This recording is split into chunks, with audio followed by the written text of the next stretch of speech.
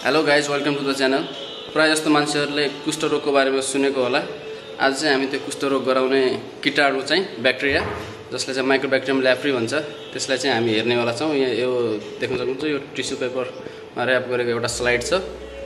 यसमा चाहिँ एउटा ल्याप्रोसी पोजिटिभ पेसेन्टको चाहिँ स्मेयर छ। यसलाई चाहिँ हामी माइक्रोस्कोपमा राखेर हेर्छौँ, तपाईँलाई देखाउँछौँ।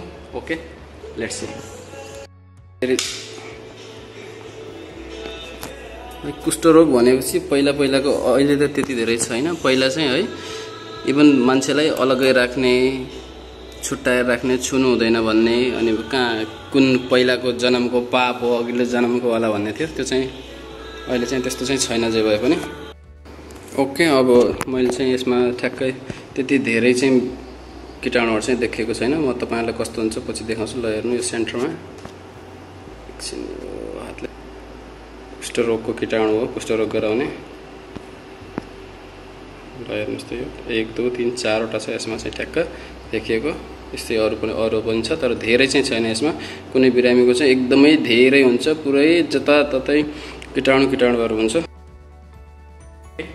अब अर्कोचोटि चाहिँ हामी छेरो गराउने कीटाणु हेर्छु। त्यो पनि लगभग यस्तो नै हुन्छ, तर तपाईँलाई चाहिँ छेरो गराउने कीटाणु चाहिँ एकदम धेरै भएको स्लाइड चाहिँ देखाउँछु। See you again.